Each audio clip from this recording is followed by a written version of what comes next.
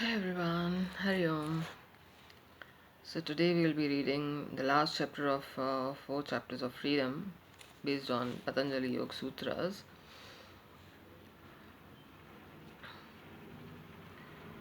It's clearly explained in Bhagavad Gita that when a sadhak achieves something through sadhana and dies, in the next birth he receives that ready in accumulated form and starts his progress from that point onward.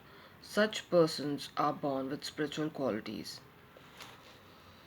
Shankaracharya is a good example. He renounced everything at the early age of 8 years and wrote wonderful commentaries on sacred scriptures, and he also wrote many beautiful ashtakams. So he is par excellence, uncomparable. And he destroyed the Buddhist empire in India before he was 32. Another boy called Sant Gyaneshwar, who died at even earlier age, did tremendous spiritual work and became a liberated person. This does not happen by chance, but is due to some skaras accumulated in previous birth. Siddhis can also be had from herbs, but things like LSD and ganja are not to be included here because they cause diseases and nervous disorders. And this is true. One may feel separate from body for some time or forget some situations that one faces and that are not easily acceptable. But narcotics doesn't help going beyond pain.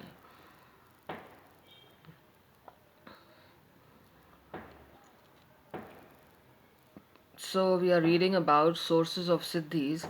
The siddhis are born of births, herbs, mantras, austerities, or samadhi.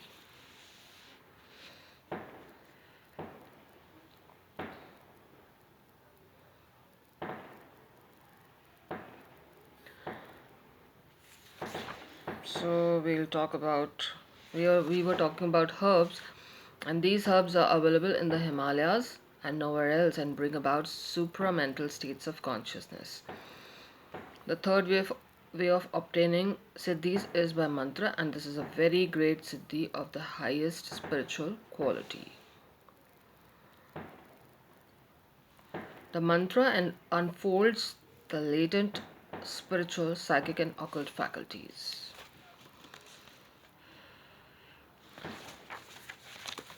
Next, created minds are free from egoism alone. The yogi can create out of his asmita various minds through which he can experience various fruits of past karmas. Simultaneously, these new minds and new vehicles of consciousness can be created by asmita only. Nirmana Chitta means the consciousness that is made or created or that is put into operation separately. In yoga, Mahatattva means the center of individuality in man around which the individual functions during different states of consciousness, such as waking, dream, sleep, and so on. Jagrat, Swapna, Sushupti. Next point is influence of karma.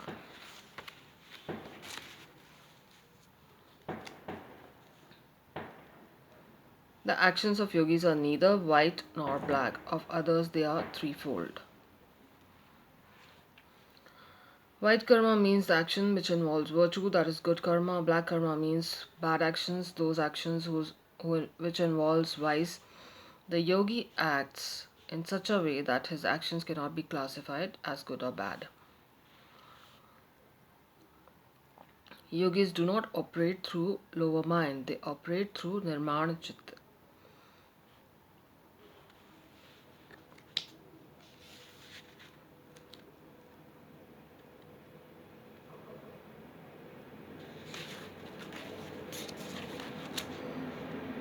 Manifestation of vasanas, therefrom the manifestation of potential desires according to their ripening only. A guava tree will bear fruit after 3 years, while a mango tree may take 5 or 10 years. It is the same with the karmas. Kabir has said that nobody is an exception to the rule. The yogi and jnani undergo suffering with absolute knowledge, understanding, and power. The yogi discovers the door through which he escapes the cruelties of life, and then he evolves a new method to face his life.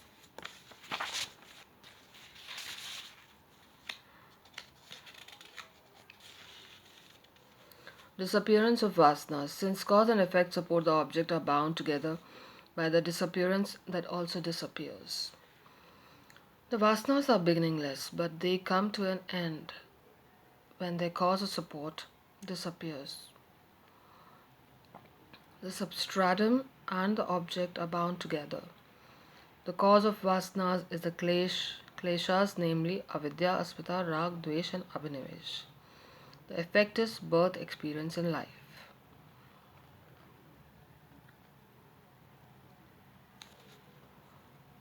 The substratum of all these experiences, chit, man, buddhi, chit, ahankar.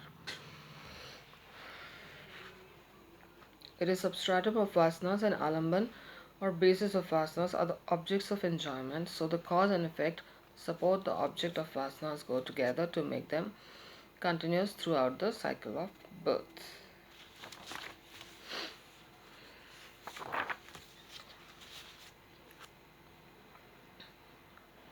Chitta not self-illuminative. That chitta is not self-illuminant because it is a subject of knowledge and perception. The sun shines of its own accord, but the moon is not self-illumined. Similarly, the soul is self-illumined but not the chitta. When yogis vividly perceive the various spheres of chitta during different states of samadhi, then it becomes a subject of perception and knowledge, but the Purusha is changeless. The yogi depends upon the highest faculty of self-knowledge.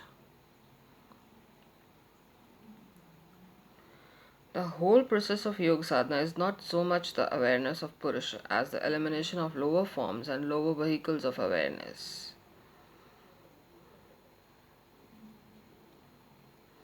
Though the Purusha illumines itself, it is not perceptible by the Chitta. Chitta cannot perceive. So for that, Pragyaritambhara is required. That is Guru's grace, God's grace, and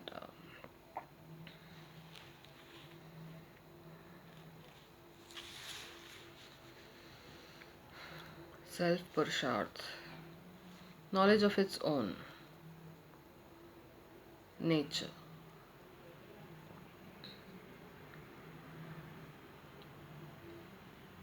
Knowledge of its own nature through self-cognition is accomplished when consciousness assumes that form in which it does not pass from one stage to another.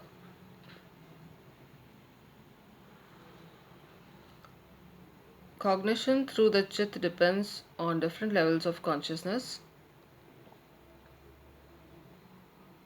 This has a connection with the state of Purush called Swarup Avasthanam.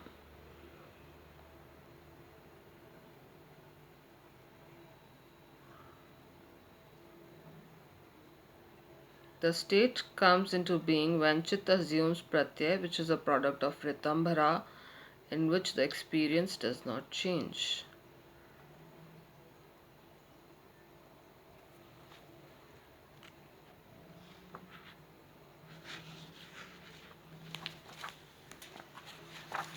Next point, heading to Kaivalya. When the yogi realizes that even Ritambhara and Atmabhav, the awareness of the highest point of the self, are also inadequate for realization of the Absolute, and when he is determined to cast off even the highest features of the mental factors, then he develops a peculiar unconscious sense of renunciation of bliss and knowledge, which is born of the higher Atmic plane. It is said that the bliss and jnana both of Supreme Consciousness is unchanging and permanent, but during periods of sadhanas over many births, the quality of experience changes. Even the quality of trance and consciousness of self and supreme knowledge are not absolute. It's very subtle.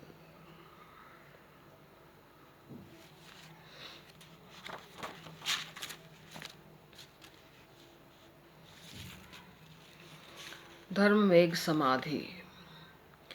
When there is no interest, even in the highest meditation, dharmic samadhi develops on account of complete discrimination. It's a very new word for me, which really makes me happy. There is complete vairagya even regarding vivek khyati, and yogi becomes free of the desire to attain kaivalya. The dharma has here involved is sat, chit, and anand, which is a universal characteristic of function of the higher consciousness. Make in technical term meaning is mystical condition. Meg in Sanskrit means cloud. So it may be said that it is a very high state of homogeneous experience of Satchidanand.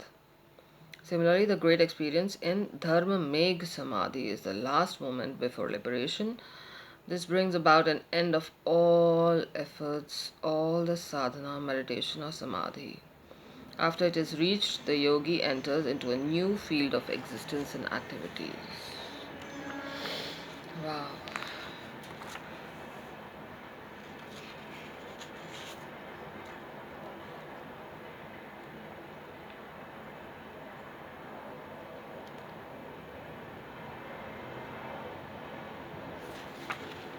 Infinity of knowledge.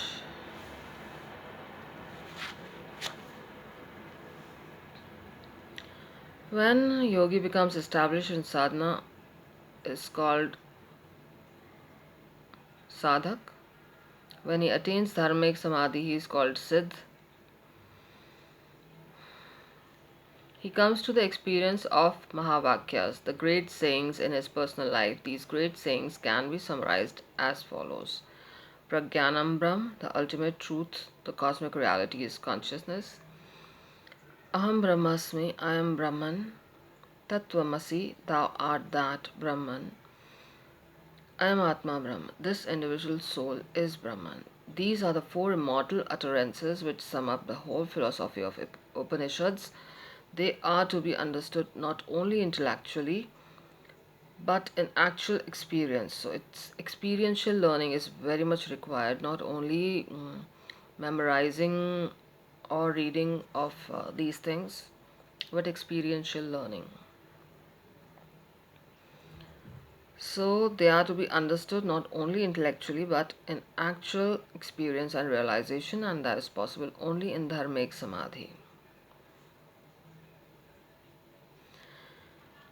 After attaining Dharmic Samadhi, the Purush remains in its own form and nature. It is freed of the superimposition of vrittis of mind. Thank you. Hari Om.